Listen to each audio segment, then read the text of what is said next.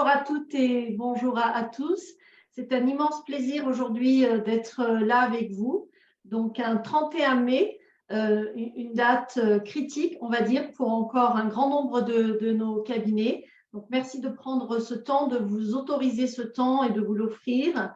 On va accueillir dans quelques minutes Malika Idri. Je vais prendre le temps de poser quelques préalables, notamment l'objectif de ce café management qui est lancé aujourd'hui par la fédération, qui est de proposer différents sujets en lien avec notre rôle quotidien, et j'insiste sur le quotidien de notre rôle de management, donc de manager, donc le management de nos équipes et notre propre management. Et on va même aujourd'hui, au-delà de tout ça, puisqu'on manage aussi une grande partie de nos clients, en tout cas de la relation client que l'on a et de l'interaction que nous avons avec eux. Donc, à ce titre, je vous parle quelques minutes de mon propre parcours.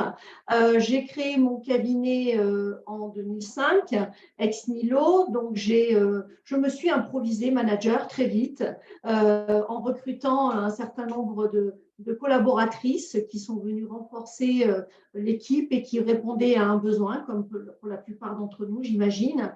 Et en 2014, je suis tombée dans la marmite du management. En tout cas, j'ai pris le mur en pleine face et j'ai conscientisé à quel point il s'agissait d'une véritable compétence et que ma façon de faire n'était peut-être pas la meilleure, malgré mon intention première et malgré mon éducation et ma volonté de faire de mon mieux. Eh bien, il y avait réellement des outils, des étapes, un processus, une montée en compétences et que je n'avais absolument pas dans mon cursus de base été formée à tout ça. Donc, depuis 2014, je me suis offert ce nouveau paysage, ce nouveau paradigme, et j'ai suivi plus de 500 heures de formation sur des sujets extrêmement variés et différents. Je suis coachée en tant que chef d'entreprise, mon équipe est coachée, et aujourd'hui, le bénéfice de ce processus est engagé il y a aujourd'hui quelques années. C'est une stabilité dans l'équipe, c'est une véritable implication dans les collaboratrices et une reconnaissance réciproque de l'engagement qui est pris les uns envers les autres.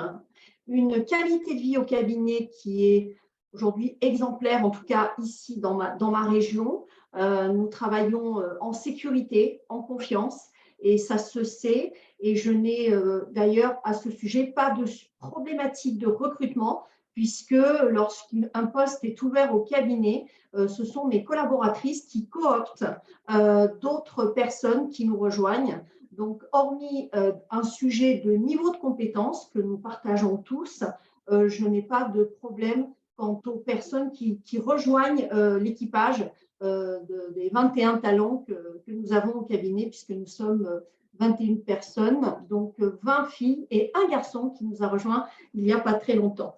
Donc, ce sentiment d'appartenance est très fort et donc je l'ai joué, non pas toute seule, mais avec mes équipes. Vous avez peut-être pris le temps de lire l'article que j'ai signé dans le magazine Ouverture qui parle de la connaissance de soi, parce que c'est vraiment, à mon sens, le fondement du chemin managérial, la première pierre de l'édifice, c'est d'être conscient que tout se joue à partir de nous et non pas de l'extérieur, que c'est bien une démarche très personnelle, très singulière qui fait que les pièces de puzzle s'assient. Donc, voilà un petit peu le sujet et j'aimerais partager cette passion qui est aujourd'hui le management et en tout cas ce qui se joue avec des paysages différents et parfois quelques nuages, il faut se le dire, mais c'est quand on retrouve le soleil que l'on voit un peu ce qui se passe avec les équipes et qu'on en tire le meilleur bénéfice. C'est un ressenti qui va au-delà du cabinet puisque les clients aujourd'hui nous rejoignent pour cette compétence et pour pouvoir bénéficier de notre réseau de coachs et des solutions que l'on a mis en place pour réguler des communications au sein du cabinet. Alors, j'ai la chance aujourd'hui de recevoir Malika Idri.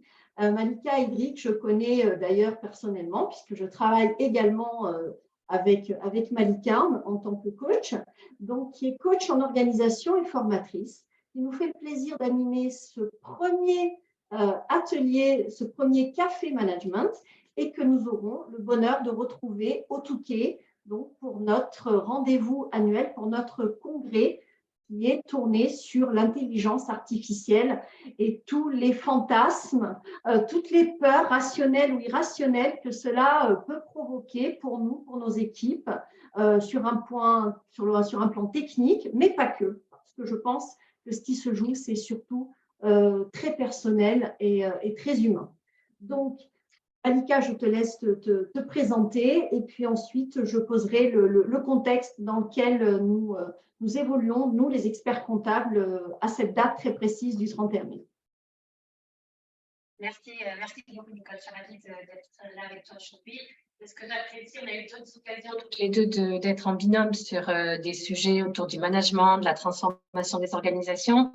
Ce que j'apprécie, c'est que je vais amener la compétence et l'expérience sur le métier, le management, les transformations et tout ce que ça génère. Et que de ton côté, tu as toute l'expertise, la connaissance approfondie, l'expérience à la fois du cabinet et de tout ce que tu as pu toi tester dans le domaine managérial.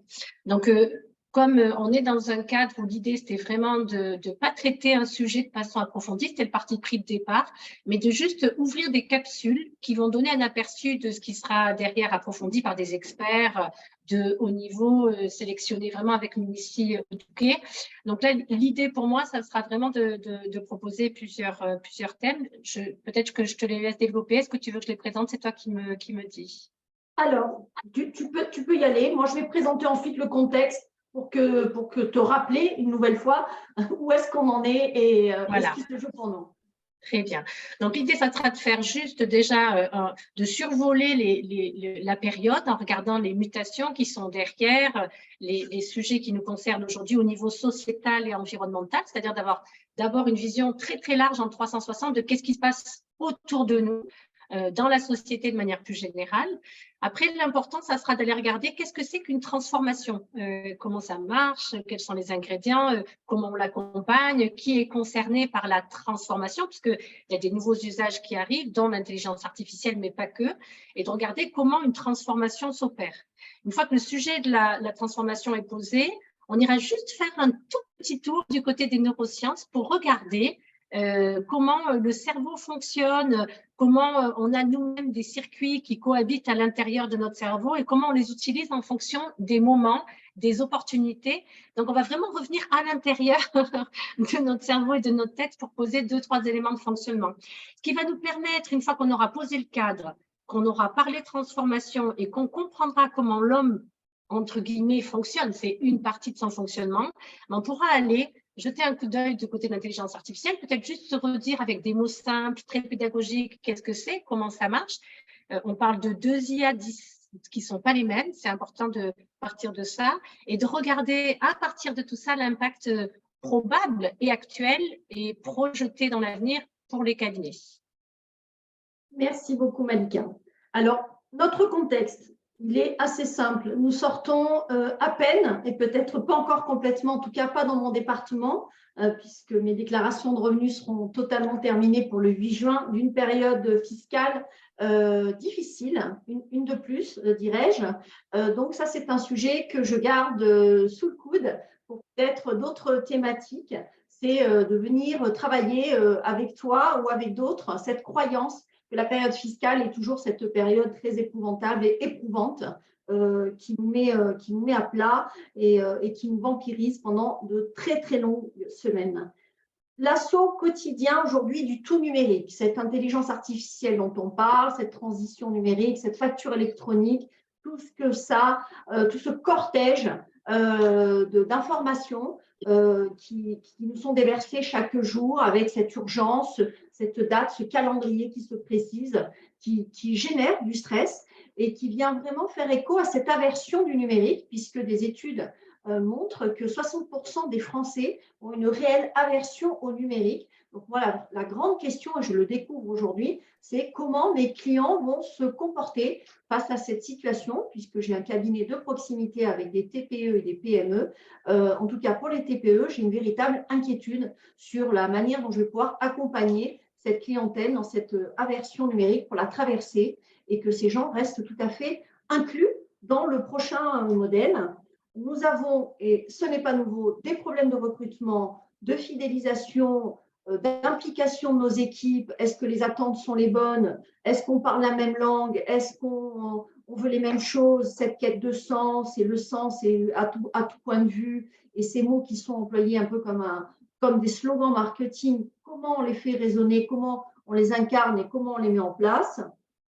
Et aujourd'hui, alors là, l'expert comptable 2.0, celui qui ne peut plus faire autrement que dans l'excellence, puisque dans toutes ces fonctions d'expert comptable, il n'y a plus ce totem de la technique et qui était quelque chose de très légitimant par le passé. Ça ne suffit plus. Aujourd'hui, nous devons être de véritables chefs d'entreprise accomplis, avertis, des managers inspirants, au comportement exemplaire.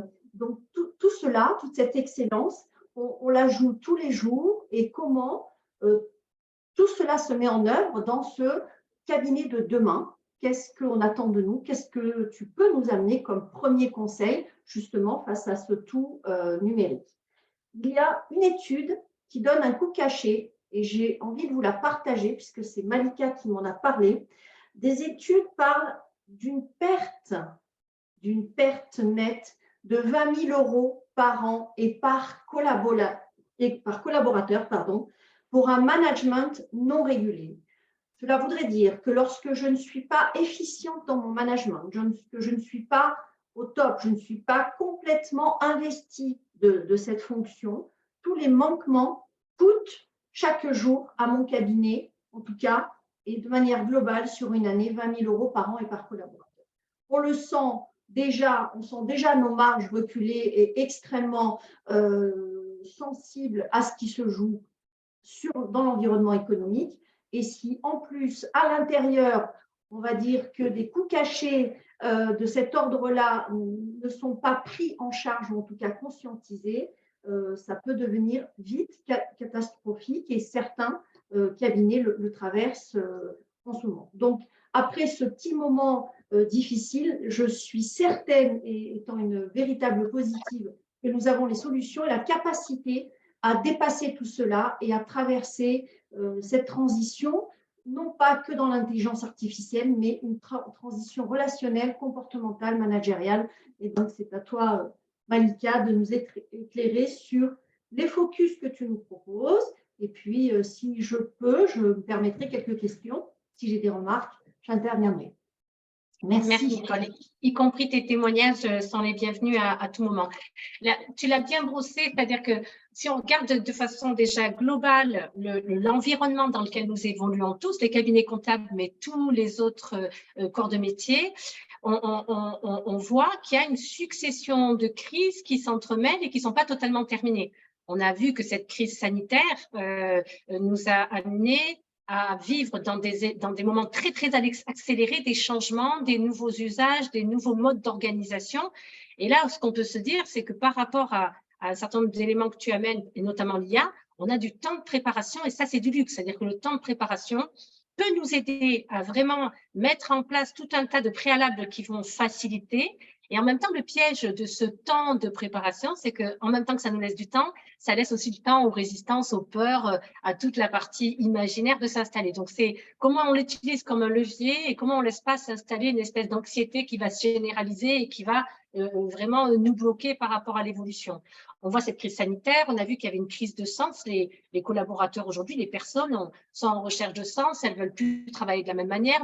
L'ordre, en tout cas la hiérarchisation de leurs valeurs sont plus les mêmes. La question du why, du pourquoi, la question d'être en conformité avec leurs valeurs au travail est très, très importante. Donc, l'ancien modèle, qui est que la valeur était le travail, est complètement remis en question. Il y a tout un tas de travaux de Julia de Funès sur le sujet qui sont intéressants, même si elle est très confrontante, elle remet en question, elle pique le sujet. Je trouve qu'il y a des éléments intéressants dans son approche où elle montre que la valeur qui était le travail laisse place à des valeurs au travail. Et c'est plus la même chose. Ça veut dire que vraiment, les personnes aujourd'hui ont envie d'avoir une vie à côté, un équilibre, avoir d'autres centres d'intérêt et ne misent plus tout jusqu'au moment de la retraite où ils peuvent envisager autre chose sur cette phase de vie et envie de vivre d'autres choses et d'avoir vraiment un développement, un épanouissement et d'autres centres d'intérêt.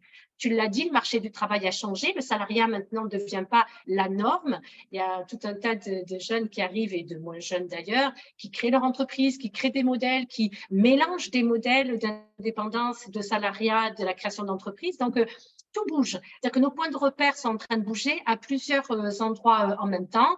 On rajoute à ça la crise climatique. Alors, qu'on soit climato-sceptique ou pas, il y a un certain d'éléments de toute façon dans l'actualité qui sont là et qui sont présents, et donc on peut avoir une opinion, mais on ne peut pas les ignorer, c'est très présent.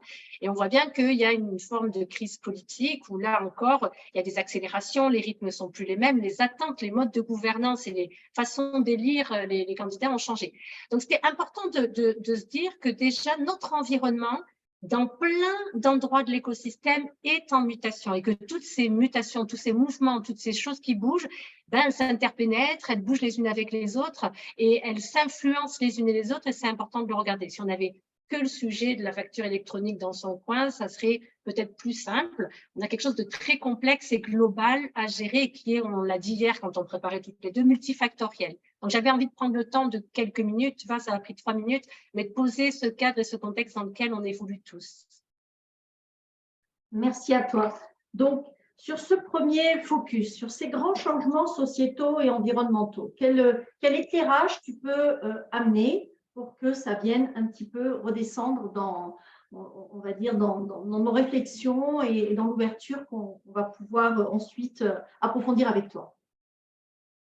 Du coup, ça nous permet d'aborder le deuxième pilier qui est la transformation. Donc aujourd'hui, un cabinet qui se transforme, qui veut épouser les besoins, les valeurs, le sens, c'est-à-dire la direction et les valeurs de la société actuelle, a besoin d'envisager une transformation de façon plus globale. Tu l'as indiqué, transformer un cabinet, c'est passer d'un cabinet qui a des normes, qui a des usages, qui a des comportements, qui a des façons de faire, de recruter, de manager, à un nouvel équilibre, une nouvelle façon de faire. Et cette nouvelle façon de faire, elle va intégrer tous les éléments que j'ai nommés tout à l'heure, c'est-à-dire la place de la RSE, la place de l'emploi, l'individu et sa vision du marché du travail, de la société et de son envie de vivre. Et du coup, on a comme ça un équilibre actuel et un équilibre dans lequel on aimerait se projeter. Et il y a cet entre-deux. Cet entre-deux, ça s'appelle la période de transformation, et on l'appelle aussi une crise. C'est bien la crise entre deux équilibres, ce qu'on appelle l'homéostasie, entre deux homéostasies, entre deux équilibres. C'est cette crise qui va amener des ingrédients dans le checker et qui va faire qu'on recompose avec de nouvelles normes. Donc, la première chose qui est importante et qui nécessite qu'on se pose, qu'on réfléchisse et qu'on élabore des choses, c'est quoi le monde d'après? Et tu vois, moi qui interviens dans des cabinets, mais dans des entreprises plus globalement, eh bien, la question de quelle est notre stratégie, notre vision, qu'est-ce qu'on veut mettre comme priorité pour le monde d'après, n'est pas si clarifiée que ça. Et donc, tu vois, de se dire, on est dans un monde, on va aller vers un nouveau monde, et précisons-le, clarifions-le. Ça veut dire qu'on pourrait très bien se dire que c'est l'environnement, les influences et le hasard qui va nous emmener quelque part, mais prendre le lead sur la transformation, c'est déterminer a priori le cap vers lequel on veut aller. Alors, du coup, c'est utiliser cette crise pour qu'elle soit, c'est ça, une énergie, un accélérateur, un moment de passage d'un état à un autre, mais en décidant, donc en ayant vraiment le pouvoir sur mais quelle destination on va prendre, qu'est-ce qu'on veut pour demain et comment on a envie de devenir, quel cabinet, quelle identité nouvelle on veut devenir. Cette période, tu vois, de transformation, c'est une période dans laquelle, évidemment, comme on passe de quelque chose qu'on connaît à quelque chose qu'on ne connaît pas, où il y a beaucoup de peur, où il va y avoir un besoin de se recroqueviller sur ce qu'on connaît déjà. Ça, c'est le fonctionnement normal de l'humain et du cerveau. Où il va y avoir une tendance à faire des projections imaginaires qui sont quelquefois un petit peu exagérées. Donc, l'idée de clarifier la vision, l'idée d'accueillir et de nommer les peurs, l'idée de s'informer, c'est-à-dire que quand on parle d'intelligence artificielle, globalement, qu'est-ce que c'est? C'est-à-dire pas rester dans le flou, se familiariser, aller au contact. Tu vois, l'idée du Touquet, c'est aussi d'amener de la compréhension sur l'univers pour en avoir moins peur, pour pouvoir maîtriser mieux ces données. On ne deviendra pas des experts, ce n'est pas l'enjeu, mais c'est comme pour tout un tas de choses, les placements financiers, un choix d'assurance, un choix de mutuelle. On a pris le temps de s'informer un petit peu au préalable pour que le choix final soit éclairé. Et avec l'IA aujourd'hui, l'intelligence artificielle, c'est ce qui se passe, c'est-à-dire qu'il y a d'un côté un fonctionnement qu'il est important de comprendre, et à côté, il va y avoir des solutions, des gammes qui vont être proposées. Mais ce qui est important avant de choisir une bonne mutuelle ou de choisir un cabinet d'expertise comptable ou de choisir une banque, c'est de se dire quels sont les critères qui vont permettre de choisir, et ça demande vraiment d'avoir pris le temps de se renseigner, de s'informer. Vous allez avoir des clés dans la dernière partie de notre intervention aujourd'hui. Une première couche, peut-être que vous maîtrisez déjà d'ailleurs, hein, c'est de regarder comment toutes ces clés s'imbriquent et comment on en fait quelque chose. Donc, on a toutes ces mutations qui sont en cours et qui sont à prendre en compte en même temps, l'environnement, le marché du travail, le besoin de sens des collaborateurs, la question politique, la question de la hiérarchisation des valeurs. Et à ça, vient s'ajouter la question du cabinet de demain. Moi, j'entends le cabinet augmenté, le cabinet du futur, le cabinet moderne, le cabinet singulier. Chacun aura la possibilité d'être le cabinet de son choix, et plus il y a une multiplicité de cabinets, et plus les clients pourront aller dans celui qui vibre, dans lequel ils se reconnaissent, qui correspond à leurs attentes et leurs besoins. Et du coup, c'est juste prendre conscience de cette transition, bien clarifier, se poser sur quelle est la stratégie, quel est le cap, quelle vision nous, en fonction de notre identité de cabinet, on voudrait avoir, de nos clients, de leurs besoins, de leurs demandes, de se familiariser, d'apprendre, de s'informer, de comprendre. Et tu l'as dit, un des leviers majeurs de la transformation d'un cabinet va être les managers intermédiaires. Et ce que j'ai pu noter, tu l'as signifié, c'est que très souvent, on a des cabinets, et ce n'est pas tout le temps le cas, évidemment, il y en a qui fonctionnent autrement, et tant mieux, mais on a encore des cabinets qui valorisent énormément la technique et l'expertise de nos collaborateurs et qui vont proposer un poste de manager parce que la personne le lui proposait comme une récompense, comme une promotion. Et en fait, on s'aperçoit que quelqu'un qui a des compétences techniques très, très fortes, qui va exceller dans son travail, ne va pas toujours avoir les bonnes compétences pour manager. Ça ne veut pas dire que c'est une fatalité, ça veut dire que devenir un manager, c'est une fonction managériale, qu'il y a des compétences associées, qu'il y a des connaissances à avoir, que l'accompagnement du changement, le management, la régulation relationnelle, c'est un des points centraux, tu l'as dit, l'absence de compétences en régulation relationnelle va générer des coûts humains pour l'entreprise, des coûts cachés même financiers, des turnovers, des arrêts de travail, du présentéisme, tout ça c'est inclus. Donc tu vois bien que tout est imbriqué et du coup la fonction managériale pour moi peut devenir un élément de la stratégie, c'est-à-dire de vraiment, en même temps qu'on a envie de promouvoir, de fidéliser, de remercier, de donner de la reconnaissance à des collaborateurs qui ont des fortes compétences techniques, ben c'est de leur donner les moyens de devenir aussi des bons managers. Parce que s'il y a une loyauté, s'il y a une fidélité, s'il y a de la confiance déjà dans la relation qui a été créée avec ce collaborateur, on a déjà une base extrêmement solide. À nous de consolider avec des vraies compétences sur la fonction managériale, que ça ne soit pas quelque chose, tu l'as dit tout à l'heure, moi je suis aussi devenue manager un jour de façon totalement intuitive, j'ai appris sur le tas. Et donc, bien évidemment, je me suis rendu compte de la différence, et tu as dû le voir toi aussi, Nicole, quand on manage sans compétences réelles, affirmées, sans connaissances, sans processus clairement identifié, et puis d'un coup, comment ça change tout quand on a les bons outils. Et on le voit bien pour le bricolage, c'est la même chose, quand on a le bon outil, qui a le bon usage, qui a la bonne forme, qui va permettre vraiment de faire ce bricolage avec beaucoup plus de facilité, de fluidité, le résultat va être encore meilleur pour le collaborateur lui-même, qui n'a pas la sensation de perdre en compétences, qui n'a pas la sensation que d'un coup, il est passé de quelqu'un d'excellent à quelqu'un de médiocre, moyen, bon, et parce que c'est des gens aussi qui sont capables de voir les dégâts qui, quelquefois, ils sont en train de causer autour d'eux, et ça peut être un élément de démotivation important. Ça, c'est pour la deuxième partie sur la transformation. Très bien. Alors, tu as parlé de quelque chose sur lequel je voudrais revenir, qui sont quelque part les freins et ces croyances, cette zone de confort dans laquelle on a tous envie de rester quelque part. Hein, c'est très humain, ça nous va très bien. Et l'immensité de cette transformation qui, justement, n'est pas seule, unique et identifiée, parce que, comme tu l'as dit, la facture électronique, ce serait peut-être un détail, et ce ne serait pas la première que tous nos cabinets traversent. Là, cette multifactorielle, ce paysage extrêmement complexe peut créer des résistances, des peurs, des choses irrationnelles, que ce soit chez nous, que ce soit chez nos collaborateurs, que ce soit chez nos clients. Et donc là, l'excellence nous demanderait d'être un petit peu plus technique, un peu plus ouvert, un petit peu plus conscient de ce qui se joue sur le plan humain. C'est bien de ça dont on parle, c'est ça?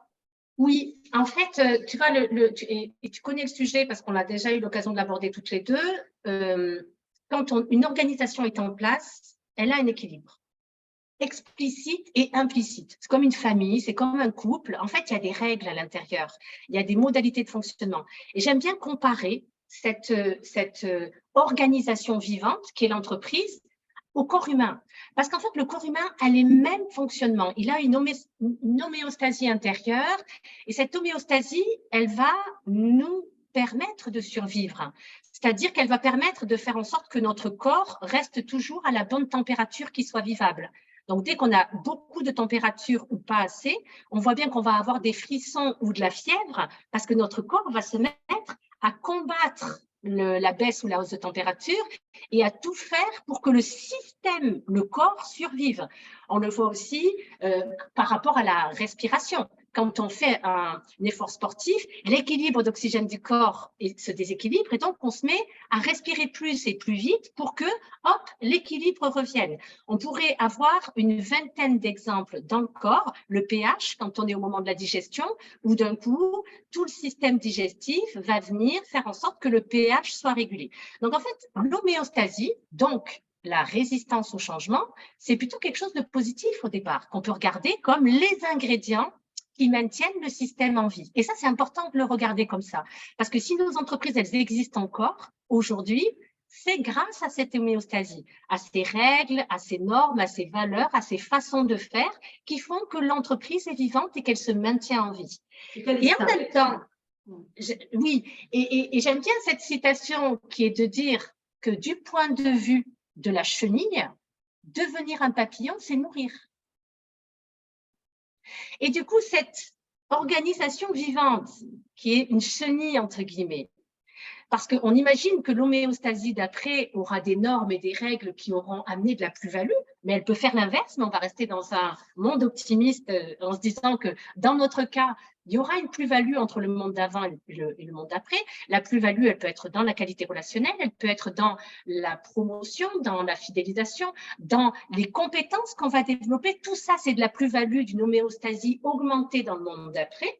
C'est quand on fait du sport, on peut imaginer que notre corps passe d'une certaine musculature à une autre. Quand on s'entraîne, on va passer d'une capacité respiratoire à une nouvelle capacité respiratoire. Ça peut augmenter, mais on sait que ça peut se dégrader. On va partir du principe que cette chenille, pour devenir un papillon, va devoir accepter de mourir un petit peu. C'est-à-dire qu'il y a des anciennes normes, des anciennes règles auxquelles ça va être nécessaire de renoncer. Et donc, cette période de crise est une période de deuil au sens premier du terme, c'est-à-dire laisser derrière un certain nombre de choses pour accueillir des nouvelles choses. Et je sais que toi, tu y es sensible, et moi, j'aime bien l'amener de cette manière-là, faire l'économie de la régulation relationnelle et de la régulation émotionnelle, c'est faire l'économie du papillon. C'est-à-dire qu'on ne peut pas accompagner une transition sans accompagner les peurs. Et la peur est une émotion, c'est une émotion humaine qui dit attention, je sais où je suis, mais là-bas, c'est l'inconnu et donc c'est peut-être le danger. C'est cette même peur qui nous empêche de nous jeter dans le vide parce qu'on sait que ça serait fatal. C'est cette même peur qui nous fait attention, avoir plus de vigilance quand, par exemple, on conduit la nuit. Donc, c'est important de la regarder comme de la protection. Ces résistances protègent le système, c'est leur rôle, c'est des gardiennes. Elles ont comme mission de protéger le système. Et si on veut passer à un nouveau système, d'abord déterminer les normes, montrer toutes les valeurs ajoutées, montrer les plus-values, être le plus clair et explicite sur le monde d'après, parce que ça va être de nature à rassurer les peurs, à les accueillir, à les nommer, de quoi tu as besoin, qu'est-ce que j'ai besoin de clarifier. Co-construire est une façon aussi, dans l'intelligence collective, de bien définir le monde d'après, et ça va être de nature à apaiser. Les peurs augmentent quand il y a peu de communication, quand on laisse de la place au fantasme, quand les discours sont incohérents, divergents, pas spécifiques, qui manquent d'assurance. Donc, tu vois, une fois qu'on a présenté toutes ces mutations qui sont en cours, on va juste se dire que la transformation des cabinets va être une énergie de transformation, mais qui va se cumuler avec toutes celles qui sont en cours. Et donc, c'est important de la traiter de façon hyper spécifique et avec des points de passage quasi obligés, la prise en compte des résistances, des protections, avec la détermination de la vision et de la stratégie, et le renforcement plus de la fonction managériale pour qu'elle puisse jouer son rôle d'accélérateur et de levier, et qu'elle puisse permettre au nouveau monde, au nouvel équilibre, au papillon, de prendre naissance tout en rassurant un petit peu la chenille. Elle va mourir, mais dans le papillon, il y a un grand bout de la chenille qui reste toujours présent. Voilà comment j'ai envie de te le présenter comme image. C'est une très belle image et donc ça donne complètement le ton de tout ce qu'on va voir ensemble au Touquet, donc de cette métamorphose que tu nous proposes, puisqu'on va passer de chenille à papillon et qu'on va le faire ensemble grâce à peut-être des outils, parce que j'aimerais que tu te dévoiles, et je sais que tu as une appétence particulière pour les neurosciences et pour tout ce qui se joue dans l'humain et tous nos biais et tous nos fonctionnements. Ce logiciel, ce système dont on parle souvent, qui est notre mode de fonctionnement, qui nous parle nous tellement, puisqu'on utilise des outils avec lesquels il est très facile parfois de jouer et de faire avancer un sujet, et puis parfois il y a une véritable résistance aussi et une limite. Donc tous ces systèmes, quelle est la place aujourd'hui de l'humain dans ce fonctionnement, dans ce paysage? Qu'est-ce qui se joue? Merci, Nicole. Oui, ça me paraît indispensable. C'est-à-dire que quand j'ai commencé à accompagner les organisations, les entreprises, évidemment, la première question que je me suis posée, c'est qu'est-ce qui fait que les humains bougent et qu'est-ce qui fait qu'ils ne bougent pas? Qu'est-ce qui fait que quelquefois, certains vont y arriver et d'autres non? Et ça m'a petit à petit amené à explorer le sujet des neurosciences cognitives et comportementales. Les neurosciences, ça peut être biologique, ça couvre des sujets extrêmement vastes. Et là, j'ai découvert un monde à part entière, puisque c'est vraiment un sujet sur lequel on pourrait passer des heures et ce n'est pas le but. Le but, tu as vu, c'est vraiment aujourd'hui de donner des capsules, des conseils, d'éclairer. Tout ça sera approfondi au Touquet, mais déjà, ça donne une vision d'ensemble de tous les éléments dont il est important de tenir compte pour accompagner ce changement. Dans les neurosciences, on voit au niveau du cerveau humain, alors c'est pas tout à fait juste, mais qu'importe, c'est une image. On pourrait dire qu'on a notre cerveau le plus ancien, qui serait le cerveau reptilien, qui a, lui, la fonction de survie. C'est intéressant, parce qu'on parlait tout à l'heure de l'homéostasie et de la survie. Ben, à l'intérieur, là derrière, notre petit serpent, le reptilien, lui, ses fonctions, ça va être de gérer la survie de notre personne, mais aussi de notre espèce. Et par-dessus, le reptilien, on va avoir le limbique, lui, il va avoir comme mission de aussi, pas que, mais aussi générer des émotions. Ces émotions, c'est comme un tableau de bord. Elles vont nous dire entre ce qui se passe à l'extérieur, une transformation, elles vont nous donner des signaux, allumer des signaux pour nous donner des indications. Donc, si à l'extérieur, je vois quelque chose de dangereux qui peut me piquer, atteindre ma personne, ben, tout de suite, une peur va s'amorcer pour que mon système de survie puisse agir, bouger, faire quelque chose pour éviter d'être piqué ou autre. Donc, on a ce système très ancien, très archaïque, et ce système très ancien, très archaïque, il est totalement inconscient. Tu vois, respirer, avoir le cœur qui bat, ce sont les fonctions vitales, digérer. On le fait sans que l'intention ou la volonté soit aux commandes à aucun moment. Donc, ce système 1, le système de survie, il est rapide. Si tu arrives à un moment donné sur la route et qu'il y a une voiture qui passe, tu n'as pas le temps de voir la voiture que déjà tu as fait marche arrière. Donc, c'est notre système de survie. C'est notre système qui est rapide, il est inconscient, il est automatique. Et donc, c'est une force. Et on verra que aussi, c'est ce qui va générer les freins. Parce que ces automatismes, sa capacité à faire de l'automatisme, c'est en fait ce qu'on appelle des autoroutes neuronales. Ça veut dire qu'à force de répéter un geste dans le milieu sportif, ben, on va développer une compétence sportive. À force de répéter une poésie, on va l'apprendre par cœur. À force de répéter un comportement dans une certaine situation, on va être capable de faire ce geste ou d'avoir ce comportement sans même réfléchir. Et du coup, c'est le système qui va prendre des décisions hyper rapides, des décisions courantes. Bon, il peut faire des erreurs, hein, il y a une marge d'erreur qui est importante, mais en même temps, on a ce système rapide inconscient intégré. Et de l'autre côté, on a un système un peu plus lent, qui est conscient, qui nous demande des efforts, de réfléchir pour prendre une décision, de poser des choses, de les comparer, de faire un tableau. Est-ce que je déménage? Est-ce que je prends ce boulot? Est-ce que je fais tel placement financier? Et on voit bien que celui-là, il est conscient, il est réfléchi, il est choisi. Et tu vois, ces deux circuits qu'on a à l'intérieur de l'être humain qui vont être des habitudes qui vont se répéter, des choses qui vont se faire sans qu'on ait même besoin d'en avoir conscience, on va avoir le même dans l'intelligence artificielle et c'est là que c'est extrêmement important de faire la part des choses entre les deux intelligences artificielles. Elles sont complètement créées sur ce modèle de l'être humain. Donc, juste se dire qu'à l'intérieur de nous, déjà l'être humain a une fonction de survie. Tu vois, le bébé, quand il naît, pour avoir de quoi manger, de quoi vivre, de quoi survivre, il va essayer plusieurs stratégies avec maman. Il va essayer le sourire, il va essayer les cris, il va essayer les pleurs, il va essayer de communiquer comme il peut. Donc, il va tester au hasard des stratégies et dès qu'il y en a une qui prend, où l'adulte qui est là, qui est en charge du bébé, réagit, il va dire one point, ça marche, le sourire, ça marche, le sourire, ça marche. Donc, il va garder tout au long de sa vie cette stratégie du sourire. Si avec cette maman-là, ce qui marche, c'est plutôt les pleurs ou le silence, tu vois, ça en est une autre, et ben le bébé va noter le nombre de fois où la stratégie du silence a marché, le nombre de fois où la stratégie des pleurs a marché, et il va retenir celle qui, pour lui, a le plus d'effets positifs. Et on verra que l'intelligence artificielle, dans une de ses fonctions, fonctionne exactement de la même manière en mode essai-erreur. Voilà, juste pour le petit éclairage rapide des neurosciences, de ces autoroutes neuronales qui sont créées, qui deviennent des routes où on va pouvoir passer de manière automatique sans y réfléchir. C'est la même fonction que quand on fait les premiers secours et qu'on apprend par cœur des phrases « Madame, madame, est-ce que vous m'entendez? Serrez-moi la main ». On automatise des réactions qui vont du coup plus nécessiter du tout qu'on passe par le cerveau et qui vont passer en direct dans notre circuit court et rapide. Ok, très bien.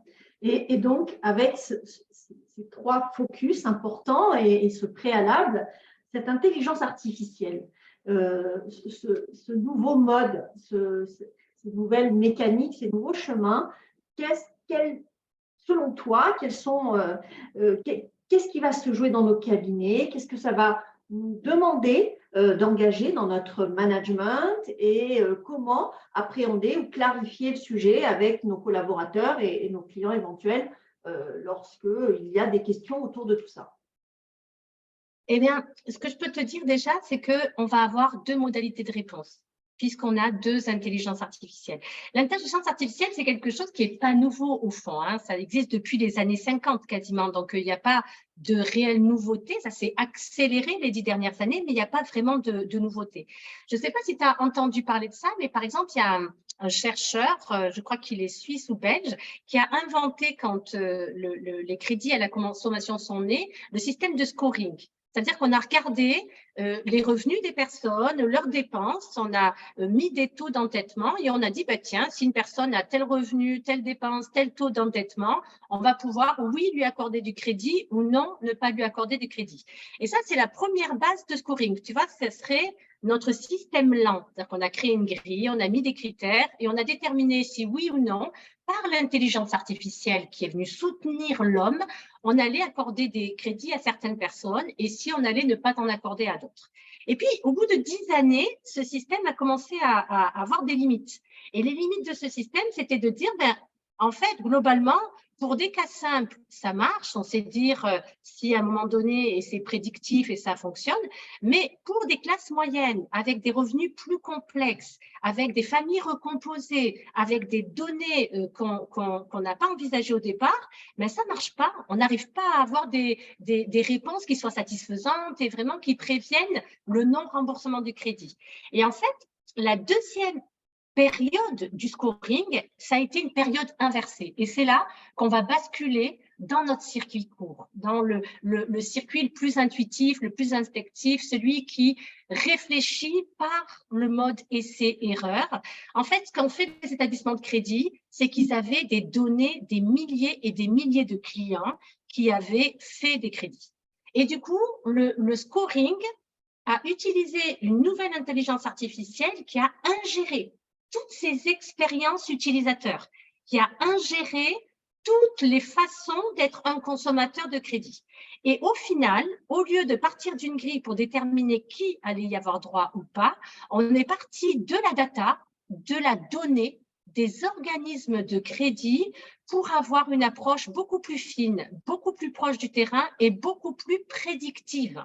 C'est-à-dire qu'on a pu dire que tel profil de client avec tel revenu dans telle configuration familiale avait plutôt bien remboursé son crédit et que les risques se trouvaient sur des données hyper spécifiques. Et bien, ça a renversé le marché du crédit puisqu'on est passé d'une grille qui s'appliquait à tous à c'est bien les comportements des consommateurs maintenant qu'on a pu observer, qu'on a collecté, et ça, tu vois très bien tout de suite l'équivalence qu'on peut avoir dans les cabinets, c'est-à-dire que vous avez des centaines et des centaines de milliers de données, de data, de comportements des entrepreneurs. Et ça, c'est une richesse extrêmement importante et c'est celle-là qu'à un moment donné, on va pouvoir aussi utiliser dans le monde de l'intelligence artificielle.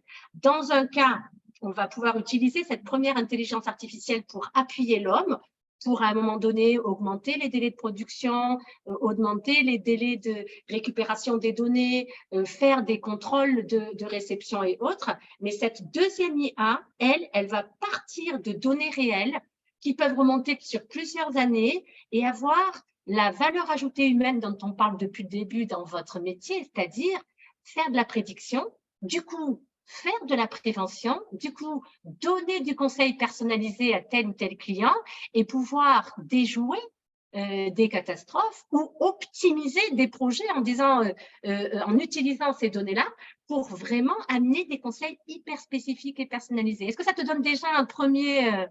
J'entends et je vais peut-être partager ça avec mes consoeurs et mes confrères qui nous écoutent. C'est que déjà, c'est très rassurant. Je pense qu'une fois qu'on aura apprivoisé totalement toutes les possibilités, ce croisement de données verticales, transversales, en diagonale, va nous ouvrir un champ des possibles dans l'accompagnement de nos clients qui va être énorme. Donc, c'est extrêmement positif, en tout cas, de l'accueillir comme ça aujourd'hui avec toi. Et c'est aussi un axe fort à intégrer dans notre management, puisque on compilait un certain nombre d'informations extrêmement qualifiées et quantifiées pour produire et restituer une donnée qui était très séquencée au moment des périodes fiscales ou des établissements de bilan, etc. Aujourd'hui, l'IA va venir donc soutenir tout cela pour nous permettre d'aller encore plus en profondeur, droit au but et au plus près de nos clients et de leurs attentes. Et on va donc avoir élargi le spectre de l'accompagnement et non pas perdre de la valeur, comme certains le prédisent, et je suis convaincue du contraire. Perdre de la valeur, c'est gagner du temps là où on doit en gagner, et tant mieux si la machine le fait, de mieux en mieux, et vivre ensemble et explorer ensemble ce que cette métamorphose va nous proposer de partager avec nos clients qui, eux, sont quelques étapes et quelques sous-sols en dessous, très, très attentifs à tout ce qui se joue et qui peut parfois, chez eux, créer énormément de problématiques, de freins et de résistance, comme on l'a dit. Donc, j'aime cette idée de projet, de prochains projets sur la base de cette IA. Je ne sais pas si je ne savais plus si c'était 15 ou 30 la fin, mais donc du coup, j'avais 15. J'avais un doute, j'avais une dernière anecdote, mais je la garderai en teasing pour le Touquet. En tout cas, je voulais te remercier, Malika, pour ton intervention, ton énergie, toujours très, très prenante.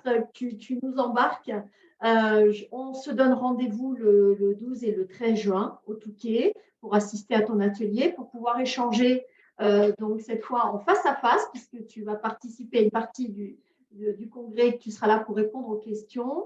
Donc, j'invite toutes mes consoeurs et tous mes confrères qui ont peut-être déjà sorti un peu la tête de l'eau et de la période fiscale à s'inscrire, à nous rejoindre et à être présents sur place pour des échanges qualifiés. Il y a d'autres intervenants qui vont venir, bien sûr, nous permettre de nous informer, et tu l'as dit, de clarifier, donc pour aplanir et aplatir un peu nos peurs, nos craintes, et surtout s'engager dans de très bonnes conditions dans ce temps d'après que nous propose l'intelligence artificielle. Merci à toutes et à tous. Charlène, je vous laisse le mot de la fin. Malika. Est-ce que je peux juste faire un petit mot intermédiaire? Voilà. Si les personnes qui sont encore là, je vois que vous êtes encore nombreux, vous avez envie de mettre un petit message dans le chat pour dire voilà, qu'est-ce qui vous a nourri, qu'est-ce qui vous a le plus apporté dans tout ce que vous avez entendu entre ce qu'on a amené l'une et l'autre. Ça peut nous aider, nous aussi, à réorienter peut-être un petit peu les interventions du Touquet en fonction de ce qui vous a le plus plu, de ce qui vous a le plus intéressé. Voilà, c'est une proposition. On va laisser l'outil ouvert, le webinaire ouvert pour que vous puissiez donc envoyer le message ou l'envoyer à Charlène avec absolument donc la collecte. Merci. Merci à toutes les deux pour votre intervention. Donc, comme on le disait tout à l'heure, ce café a été enregistré, donc le replay vous sera envoyé via la newsletter. Et puis, on se dit à très vite. À très vite. Rendez-vous. Bonne journée. Merci. Au revoir. Au revoir. Bonne fin de journée. Merci. Merci. De même.